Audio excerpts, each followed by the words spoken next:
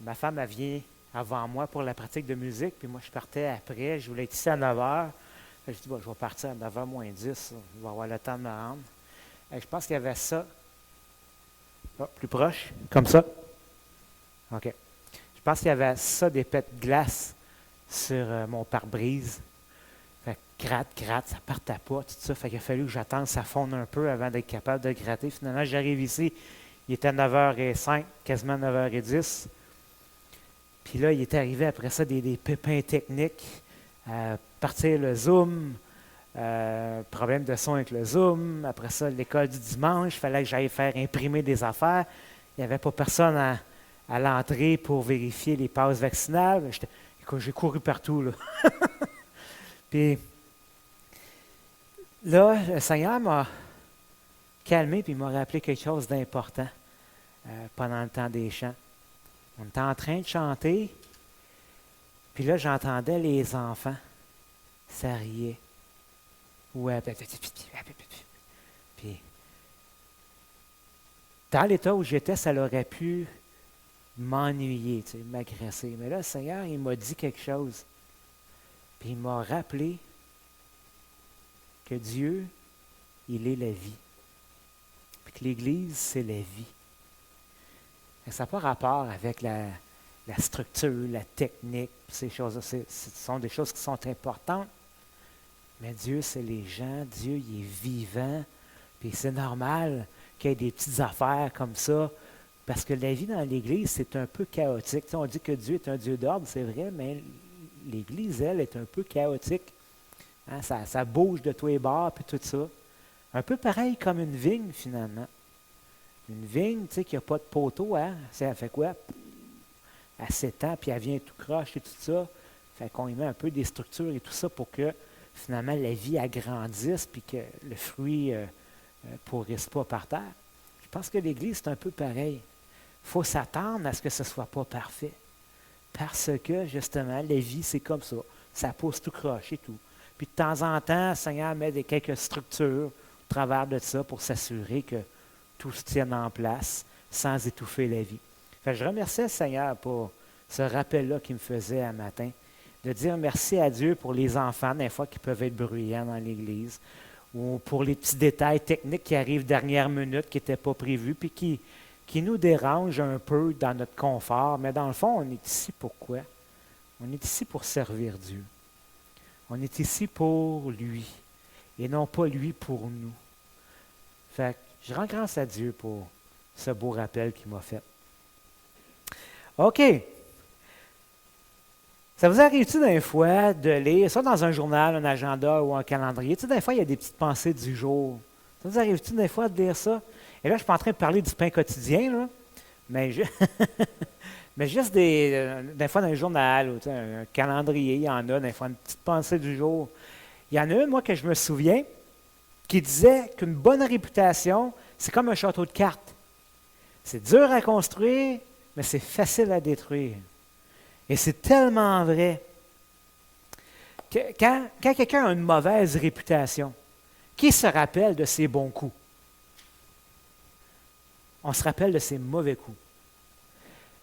Peut-être les plus vieux d'entre nous, ceux qui sont au-dessus de moi, là, peut-être vous vous rappelez la bière d'or. Je ne sais pas si ça vous dit quelque chose. La bière d'or, non, D-O-W, la bière d'or. Elle avait un surnom, cette bière-là, la bière qui tue. Oui, ben, peut-être, je ne sais pas. Mais pourquoi?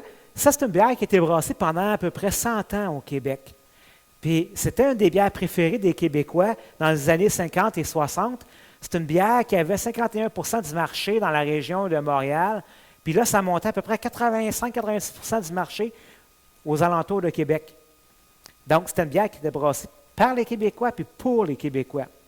Mais il est arrivé quelque chose en 1965. Je l'ai dit, ça s'est passé avant que je sois là.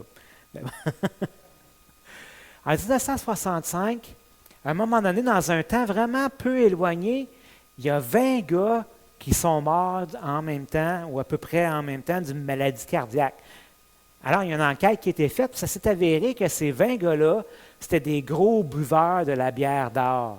Chacun y en buvait environ 3 litres par jour. Alors, oui, c'est ça. Hein? Aujourd'hui, on dirait, OK, c'était pas parce qu'il y avait quelque chose dans la bière, mais c'était à lui d'en prendre moins. Mais à l'époque, veut pas, on cherchait un coupable, il y a des doigts qui se sont pointés. Puis c'est qui était pointé? La bière d'or. Puis elle a eu ce surnom-là, la bière qui tue. Et ça a été tellement médiatisé que cette compagnie-là s'en est jamais remis. Elle a été obligée de fermer ses portes, malgré qu'il n'y avait jamais eu de preuves concluantes démontrant là, qu'elle possédait un ingrédient qui donnait la mort. Mais tout le monde se souvient de la bière d'or comme étant la bière qui tue. Et personne ne se rappelle que pendant plus de 100 ans, cette bière-là a remporté de nombreux prix mondiaux pour son goût et sa couleur qui était exquise. Ça, on n'en parle pas. Alors oui, une réputation, c'est très facile à faire tomber. Et c'est vrai pour n'importe quel commerce. D'ailleurs, hein, si tu as un client satisfait, qu'est-ce qu'il va faire? Il va en parler au moins à 3 autres personnes. Mais si tu as un client qui est insatisfait, les statistiques démontrent que lui, il va en parler au moins à 11 personnes. Grosse différence, hein? Fait que c'est facile. D'ailleurs, je suis sûr que vous avez déjà entendu quelqu'un dans votre entourage dire d'un commerçant « Ouais, c'est ça, moi, je n'ai pas été satisfait. Fait que je vais le dire à tout le monde que je connais pour venir ici. » Ça se peut-tu? Bien, ces mêmes personnes-là, combien de fois qu'ils vont dire « Hey, je suis satisfait de telle place, fait que je vais envoyer tout le monde que je connais à ton commerce. » Ça arrive moins souvent. Donc, une réputation, c'est facile à perdre. Et Paul, ça, le savait. Paul tenait, lui, à ce que l'Église garde une bonne réputation. Parce que les gens qui composent l'Église se disent appartenir à Jésus. Ils font les œuvres de Jésus, puis ils disent qu'ils sont habités par Jésus. Donc, ce sont les représentants de Jésus. Ils démontrent par leurs actions et par leur comportement qui est Jésus. La réputation de l'Église, c'est donc la réputation de Jésus directement.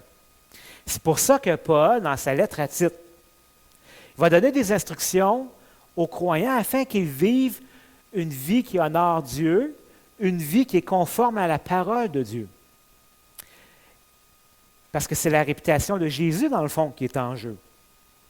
Et c'est pour ça aussi que Paul va mettre en garde Tite contre les faux docteurs, puis il va lui dire de rien laisser passer avec les faux docteurs. Parce que ces gens-là se disent appartenir à Christ, mais ils n'accomplissent pas les œuvres de Christ. Donc, ils deviennent une menace. Ils deviennent une menace pour la réputation de Jésus, parce qu'ils disent faire partie de l'Église, mais dans le fond, ils ne sont pas régénérés, puis ils détruisent le témoignage de Jésus autour d'eux autres. Alors, ce matin, dans Tite chapitre 3, versets 9 à 11, on va regarder ensemble le contraste entre les œuvres des faux docteurs et les œuvres des chrétiens régénérés. Et dans ce contraste-là, on va parler de l'unité des œuvres des deux parties, de leurs fruits, et aussi qui ces œuvres-là mettent-elles en vedette. Mais avant d'aller plus loin, j'aimerais juste vous faire un rappel dans le contexte de la lettre de Tite. Qui sont ces faux docteurs-là que Paul mentionne? Pour ceux peut-être que, on a des invités parmi nous, juste pour vous mettre un petit peu là, dans le contexte, on est en train de faire une série de messages sur l'épître de Tite. On est rendu au 7e message sur une série de 8. Alors, pour ceux qui sont fatigués, rassurez-vous, ça achève. Pour ceux qui aiment ça, ben, pleurez pas trop, ça achève. Donc, les faux docteurs qui sont mentionnés dans l'épître de Tite, c'est des personnes qui mêlent le salut de Jésus-Christ avec les œuvres de la loi. Eux autres, ils croient que Jésus n'est pas suffisant pour être sauvé, mais il faut rajouter un petit plus. Puis dans le cas, puisque c'était des Juifs, ben c'est les œuvres de la loi de Moïse. Alors, eux, en plus de dire, oui, c'est correct, il faut croire en Jésus, mais il faut en même temps exiger de respecter la loi de Moïse. En se faisant circoncire, en mangeant les mains propres, en mangeant de porc, en faisant toutes sortes de rituels de purification, en fait. Ça, on a vu ça dans le premier chapitre de Tite, versets 10 à 16. Puis il va ajouter quelque chose au salut en Jésus-Christ. Donc, ils gardent comme un certain contrôle sur leur salut. C'est comme, moi, il faut que je fasse de quoi pour mon salut. C'est ça qu'ils enseignent. Mais ça, ce n'est pas le salut, en fait. Ils croient à un faux évangile. Parce que le salut, le pardon des péchés, c'est une grâce de Dieu. Une grâce de Dieu seul. Puis elle s'acquiert que par la foi seule, donc en plaçant sa confiance seulement dans l'œuvre de Jésus-Christ. Si on ajoute quelque chose, peu importe l'œuvre ou le rituel, ou peu importe, afin d'obtenir le pardon de nos péchés, je m'excuse, mais on n'est pas sauvé. Parce que là, ce n'est plus la foi seule qui sauve. Ce n'est plus une grâce de Dieu, mais ça devient un mérite. Dans Tite 1, verset 13, Paul dit, ce témoignage est vrai. C'est pourquoi reprends-les sévèrement, afin qu'ils aient une foi saine, c'est-à-dire une foi exempte d'ajout, une foi qui est pure. Ajouter quelque chose au salut, c'est un peu pareil comme si on se ferait offrir par Jésus, puis là, surtout, là, on est dans les gros froids là, de l'hiver. Là. Imaginez qu'on se ferait offrir par Jésus gratuitement un voyage tout inclus pour 2 semaines à Hawaï. Wow! Je ne sais pas pour vous, moi, c'est un endroit que j'ai toujours rêvé d'aller visiter une fois dans ma vie. Là, c'est tout inclus. Puis là, on regarde Jésus et on lui dit, bon, OK Jésus, mais pendant le vol, c'est moi qui vais faire l'hôtesse de l'air, puis arriver là-bas, à l'aéroport, c'est moi qui vais transporter les bagages, puis qui va faire la navette pour amener tout le monde à l'hôtel. Puis rendu à l'hôtel, bien, je vais faire le ménage, je vais faire la vaisselle, je vais faire la nourriture, je vais laver les planchers, je vais même laver la piscine. C'est un deal, ça, Jésus?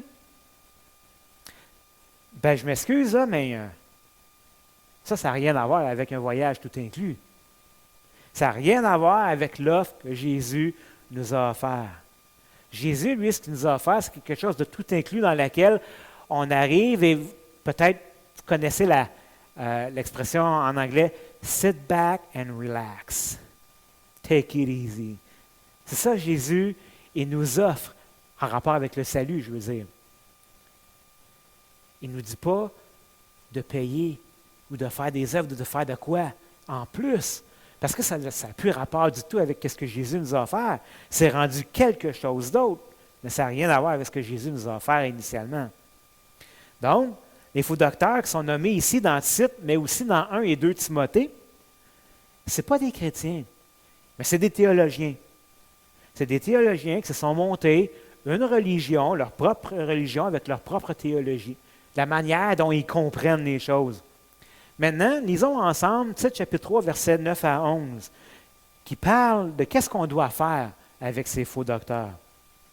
Donc, Paul dit, versets 9 à 11, il dit ça à Tite, qui est un des responsables dans l'Église. Il dit, mais évite les discussions folles, les généalogies, les querelles, les disputes relatives à la loi, car elles sont inutiles et vaines. C'est le genre d'affaires que les Juifs non régénérés, ils s'attachaient à ça. Ils s'attachaient à leur tradition. Tout comme Jésus, à un moment donné, il a dit aux pharisiens, tu sais, comptez pas que votre ancêtre est Abraham pour avoir cette vie éternelle dans la présence de Dieu. Parce que je vous le dis, Dieu peut susciter de ces pierres des enfants à Abraham. Alors, ça démontre que les Juifs tenaient à une tradition. C'est pour ça ici, il parle de généalogie puis des disputes relatives à la loi. Verset 10, il dit, « Éloigne de toi, après 1 et 2 avertissements, celui qui provoque des divisions. Sache qu'un homme de cette espèce ou de cette trempe est perverti, qu'il pêche et il se condamne lui-même. » Paul dit que cet homme-là, il se condamne lui-même. Les œuvres des faux docteurs sont terribles, et on va le voir ensemble, puis elles sont complètement différentes des personnes qui sont régénérées en Jésus-Christ. Alors voyons maintenant ce premier contraste-là entre les œuvres des faux docteurs et celles des véritables chrétiens. Et ce premier contraste-là, c'est l'utilité de l'œuvre de chacun. Au verset 9, on voit certaines des œuvres des faux docteurs qu'on a nommées, parce qu'à cause que ces faux docteurs-là sont des théologiens puis ils veulent embarquer les gens dans leur doctrine, veulent que les gens croient à ce qu'ils disent. Leur mission, c'est de convaincre les autres, de les convaincre de leur théologie, puis ils vont le faire en utilisant des débats, des discussions sans fin. Parce qu'eux, ils croient posséder la vérité. Et Paul dit que ça, c'est des discussions folles. C'est souvent des sujets que la Bible va parler, bien souvent secondaires, mais les faux docteurs, eux autres, ils comprennent ces choses-là avec leur logique humaine, leur logique non régénérée et charnelle, parce qu'ils n'ont pas l'Esprit Saint, parce qu'ils ne sont pas sauvés. Puis là, ils vont en faire leur cheval de bataille. Je te donne un exemple. Tu jases avec quelqu'un qui essaye de te convaincre que Jésus, ce n'est pas Dieu, sur la simple base que c'est illogique. Tu dis, ben voyons, comment est-ce que Jésus peut être Dieu s'il est le Fils de Dieu? Hein? Explique-moi ça. Si tu embarques dans ce genre de discussion-là, ce genre de discussion théologique-là, ben ça ne sert à rien, c'est peine perdue. Tu ne le changeras pas, tu ne le convaincras pas, parce qu'il comprend avec sa propre logique humaine qui est corrompue par le péché, parce que lui, il n'est pas régénéré. Ils ne peuvent pas comprendre des choses qui ne se comprennent que par la foi et par l'éclaircissement que le Saint-Esprit nous donne. Parce que c'est clairement dit dans les Écritures. C'est clairement dit.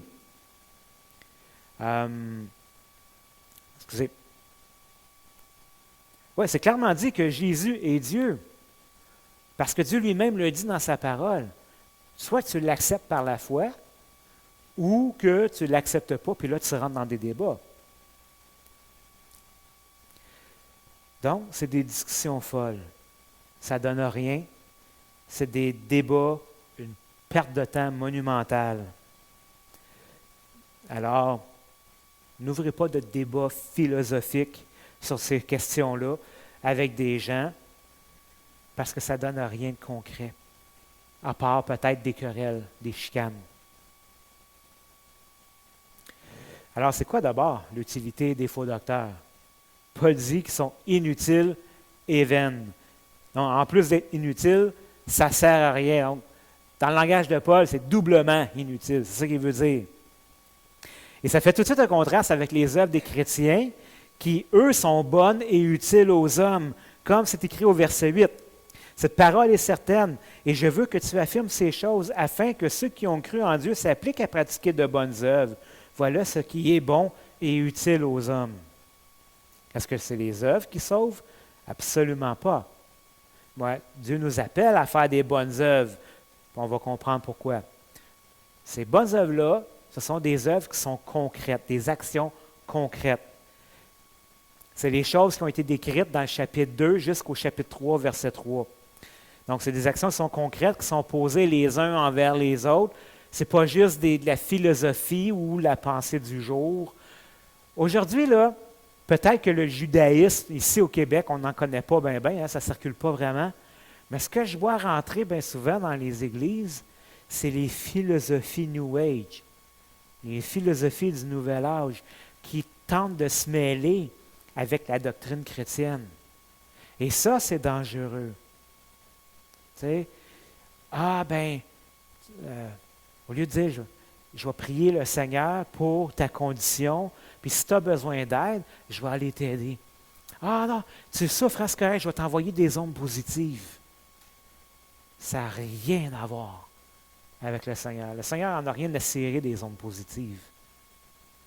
Il veut qu'on s'adresse à lui parce que lui, il a la puissance de guérir. Je connaissais quelqu'un, puis je viens de ce milieu-là. J'étais dans l'occultisme et l'ésotérisme avant de connaître le Seigneur. Puis, quelqu'un que je connais disait, je vais l'envoyer dans l'univers. Il faut être au Seigneur. J'ai dit, je ne veux pas te manquer de respect, mais l'univers, c'est vide. Ça ne reviendra pas. Moi, je préfère prier au Créateur de l'univers. Lui, il risque de m'entendre. Puis s'il a créé l'univers, c'est parce qu'il a la puissance aussi de répondre à ma prière. Donc, il y a vraiment une différence. Il faut faire attention à ces choses-là. Donc, faisons attention aux philosophies puis aux pseudo-théologies qui peuvent se promener. Parce que ça ne change pas le cœur, puis ça apporte rien de concret ça n'apporte pas de changement durable dans la vie. Jésus, par contre, oui.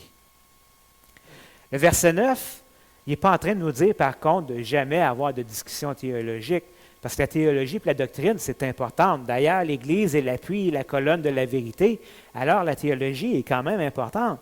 Parce qu'il y a des gens qui vont se poser des questions sur Dieu, sur la vie, tout ça, et la théologie qu'on retrouve dans la Bible est là pour enseigner ce que Dieu dit sur ces choses. Alors, c'est important. Non, ici, ce que Paul y parle, c'est de ne pas perdre notre temps avec des débats sans fin, avec des personnes qui apportent juste des fausses doctrines, puis qui ne sont pas sauvées et qui ne veulent pas se repentir. Ces personnes-là, ils ne cherchent pas Dieu, ils cherchent juste à avoir raison. Alors, ne perdez pas votre temps avec ces gens-là. Donc, le contraste entre l'utilité des œuvres des faux docteurs et celle des vrais croyants est assez simple. Les œuvres des faux docteurs sont inutiles, donc on n'embarque pas dans ces discussions-là avec eux. C'est une perte de temps. Leurs œuvres sont inutiles et ne contribuent pas à l'avancement du royaume de Dieu, même que leurs fruits sont néfastes pour le royaume de Dieu. Tandis que les œuvres des chrétiens, eux autres, sont utiles et contribuent concrètement à l'avancement du royaume de Dieu. Et là, on va rentrer dans le deuxième point, justement, les fruits, le contraste entre les fruits des œuvres des faux docteurs et des chrétiens. Verset 10. « Éloigne de toi, après un premier et un second avertissement, celui qui provoque des divisions. » Les œuvres des faux docteurs, Paul dit qu'ils provoquent des divisions. Et c'est normal, ça ne peut pas faire autrement, parce qu'eux, ils parlent d'un autre évangile. Ils parlent d'un évangile qui est basé sur une pureté extérieure, sur des œuvres pour essayer de gagner la faveur de Dieu. Et l'Église n'apprône pas ça. Donc, ça ne peut pas marcher. Ces œuvres-là, qui se voient par l'extérieur, soit par la façon de se nourrir, ou les choses qu'on fait ou qu'on ne fait pas, la manière dont on s'habille ou tout ça, non seulement ça ne contribue à rien au salut, mais ça jette une condamnation aussi sur les gens qui ne les pratiquent pas. Ça juge. Par exemple, quoi? Tu es chrétien puis tu manges du porc? Tu es un chrétien puis tu bois de la bière? Tu es un chrétien puis tu regardes Netflix, toi? Facebook? Instagram? Ah. Twitter, oui, c'est ça. Écoute, je peux en nommer bien des affaires, tu sais. Tu peux... T'écoutes la musique du monde. Ben voyons, chrétien, ça ne fait pas ça. Vous voyez le jugement que ça donne. Puis toutes ces œuvres-là, c'est des affaires qui sont extérieures, qui ne changent à rien à l'intérieur. Ça ne change à rien au cœur.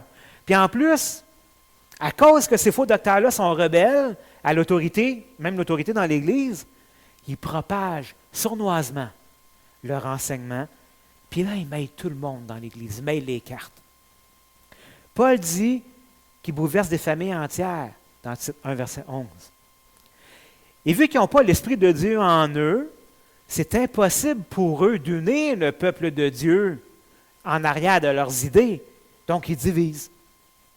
Et en plus, ils vont mettre des embûches à l'avancement du royaume de Dieu. Dans quel sens? Bien, dans le sens que, puisque la religion qu'eux autres, ils propagent, éloigne du vrai évangile en enseignant une théologie qui est comme autosuffisante de Jésus, parce que dans le fond, c'est tes œuvres qui te sauvent, ce n'est plus Jésus. Le fond de leur théologie, ça reste que c'est ça. Mais vu qu'ils disent qu'ils appartiennent à Jésus, bien, ils éloignent les gens de Jésus. Parce que par leurs œuvres, ils donnent l'impression que d'appartenir à Jésus, c'est une vie qui est lourde, une vie qui est remplie de lois et d'ordonnances sévères. C'est comme ça que je voyais la vie chrétienne, moi, avant de connaître le Seigneur. Puis c'est pour ça que quand je suis arrivé adolescent, je me suis éloigné de ces choses-là, puis je me suis en allé vers l'occultisme. Je ne voulais pas avoir des lourds fardeaux sur moi et tout ça. J'ai un background catholique, soit dit en passant. Mais quand j'ai rencontré le Seigneur Jésus, quand Paul-André, Réal et Cécile m'ont présenté l'Évangile, c'était tellement un discours complètement différent de ce que je m'attendais. Moi, je m'attendais qu'on me tape dessus, ça la tête à coups de Bible, puis repens-toi, puis faut plus que tu fasses ça, faut que tu fasses ça. Puis, non, pas en tout. Ils m'ont juste montré à quel point Dieu m'a aimé pour offrir la vie de son Fils sur la croix pour moi. Wow! Tellement différent. Parce que dans le fond, là, l'Évangile que les faux docteurs prêchent, quand tu regardes leurs témoignages, puis quand les gens les voient, ils se disent, c'est ça Jésus? Je ne veux rien savoir, j'en veux pas. C'est pourquoi Paul, il dit de les éloigner, ces gens-là, après un premier puis un second avertissement. Parce qu'eux, ils provoquent des divisions dans l'Église. Donc, le fruit de leur enseignement, c'est de la division, puis d'éloigner les gens du vrai Évangile. Parce que non seulement ils divisent l'Église en semant le doute dans le cœur des gens dans l'Église, mais en plus, ils éloignent du vrai Évangile ceux qui voudraient s'en approcher. Maintenant, c'est quoi les fruits des œuvres des véritables croyants? Bien, premièrement, ça ne divise pas, mais ça unit. Parce que c'est l'amour, c'est Jésus, c'est le Saint-Esprit qui est au milieu de nous et en nous, qui nous tient unis. Hein, on a même cette exhortation-là qui dit préserver l'unité de qui? L'unité du Saint-Esprit dans l'Église par le lien de la paix. Donc, le Saint-Esprit crée l'unité. Le Saint-Esprit, c'est l'Esprit de Jésus, c'est l'Esprit de Dieu. Donc, Jésus est en nous. Puis si nous nous aimons, c'est parce que Dieu a mis cet amour-là en nous les uns pour les autres, parce que lui nous aime tous, il nous a aimés en premier. Ça, c'est la réalité, c'est la vérité. Donc, l'unité, c'est le premier fruit qu'on voit chez les vrais croyants. L'unité et l'amour. Et là, puisque on est animé par l'amour de Jésus en nous, bien, les actions vont suivre. Les actions suivent, donc ça crée des œuvres, évidemment.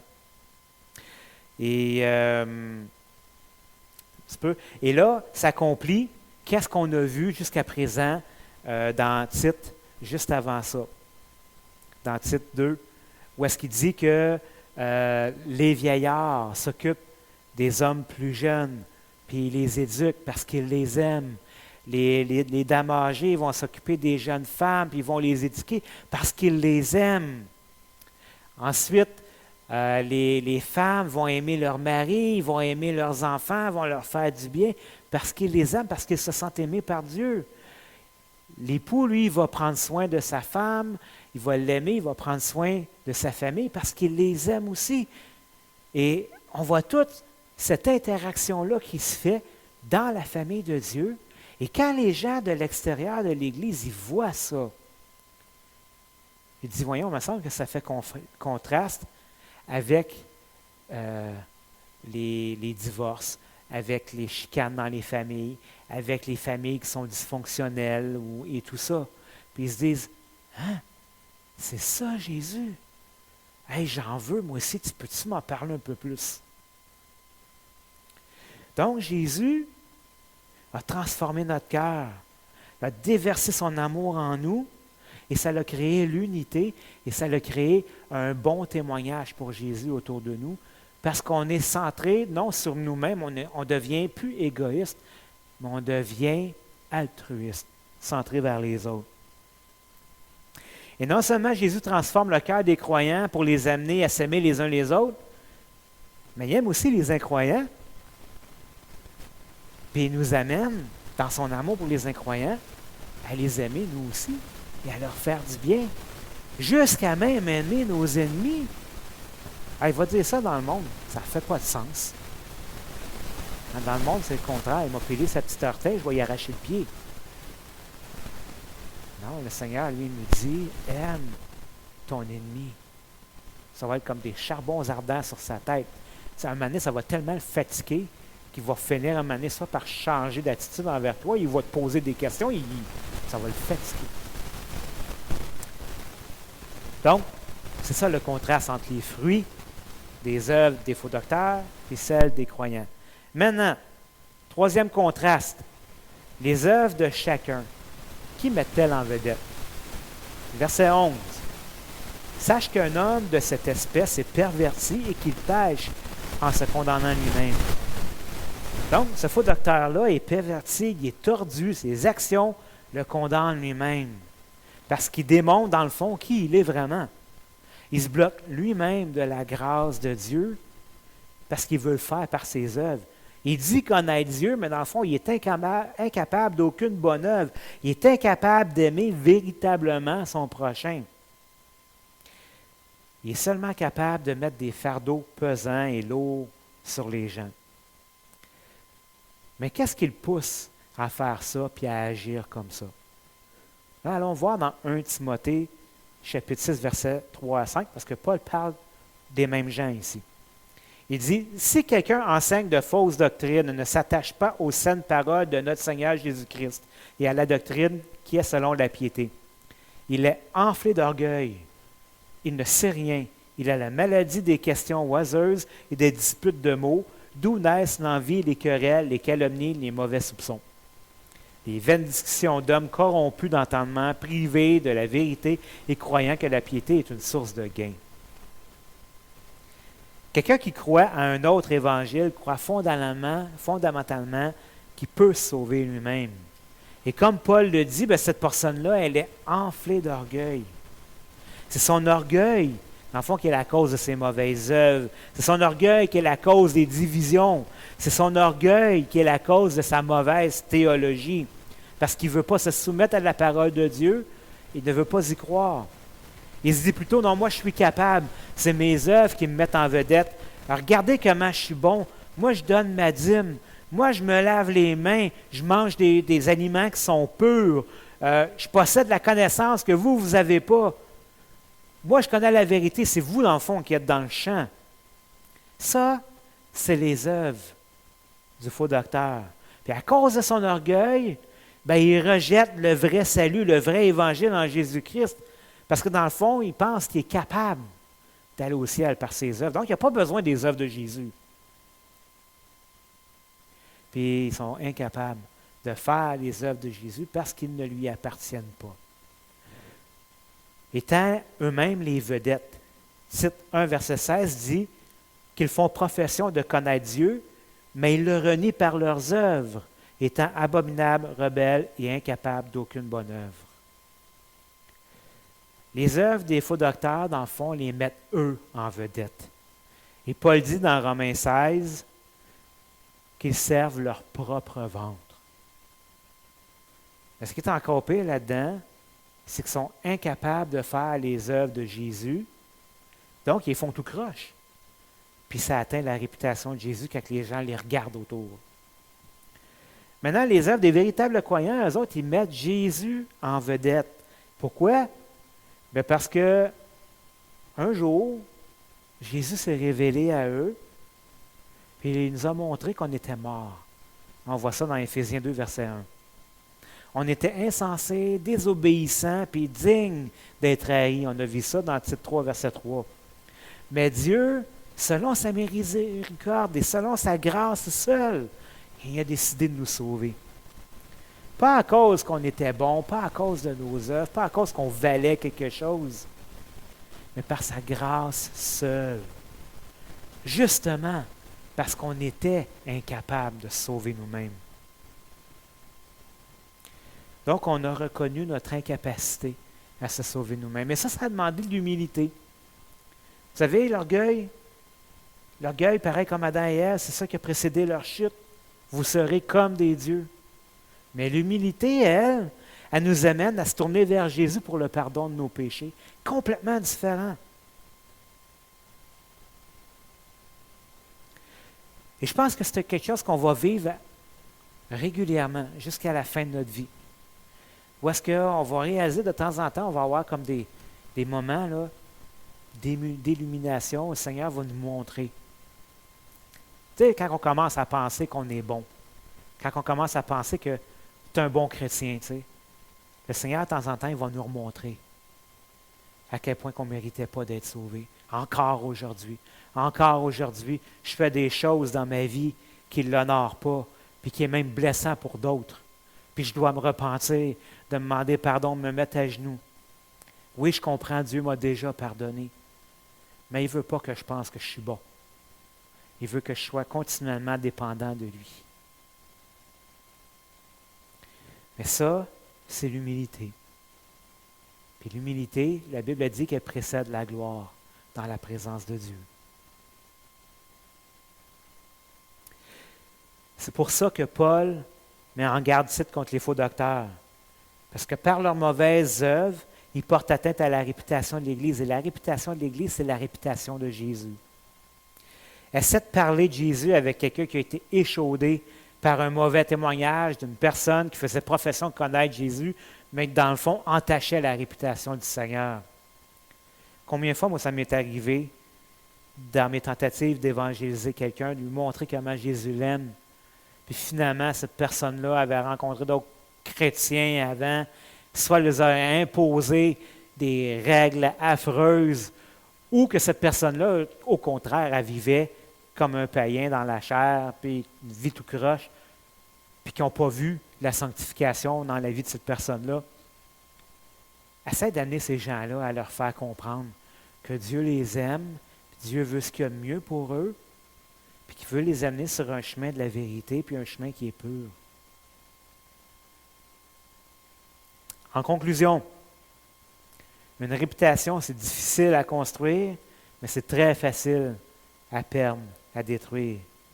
Alors que le Seigneur nous donne de ne pas porter ombrage à sa réputation, qu'on puisse toujours lui laisser la place dans notre cœur, lui laisser la liberté de venir agir dans notre cœur, et afin que les gens autour de nous puissent voir que Jésus est encore vivant aujourd'hui, qui n'est pas mort. Ce n'est pas une religion, ce qu'on prône, qui est portée à disparaître. Non, Jésus est toujours aussi vivant aujourd'hui qu'au jour de sa résurrection, et qu'il les aime. Les gens ont besoin de comprendre ça. C'est probablement la chose qui est la plus dure à un non-croyant à croire, c'est que Dieu les aime. Parce qu'en réalité, ils ont tous, comme nous tous, ils ont tous quelque chose à se reprocher. Tous et chacun, leur conscience les accuse sur probablement plusieurs choses dans leur passé. Alors qu'un Dieu les aime vraiment, jusqu'à offrir sa vie pour eux, oui, ça peut être dur à avaler. Ça prend la révélation du Saint-Esprit. Alors que nous, on ne soit pas un obstacle à l'œuvre du Saint-Esprit dans leur vie, mais plutôt qu'on soit un élément favorable pour le travail du Saint-Esprit dans leur vie. Amen. Amen. Seigneur Jésus, je veux te remercier pour ta parole, Seigneur Dieu, qui nous instruit, qui nous éduque, qui nous façonne, qui nous transforme. Seigneur, on a tellement besoin de toi. Seigneur, on ne veut pas tomber, Seigneur Dieu, dans du légalisme, parce que c'est une fausse doctrine, Seigneur. On ne veut pas, Seigneur, non plus tomber dans le laisser-aller et le libertinage, qui ça aussi est une mauvaise doctrine. Mais on veut vivre, Seigneur Dieu, en dépendance, en pleine dépendance de toi, écoutant ta parole, obéissant à ta parole, et rendant un bon témoignage de toi, Seigneur, dans notre vie. Que les gens, lorsqu'ils nous voient, puissent non nous voir nous, mais te voir toi à travers nous. Et qu'ils disent eux aussi, c'est ça Jésus? Alors j'en veux moi aussi. Amen. Amen.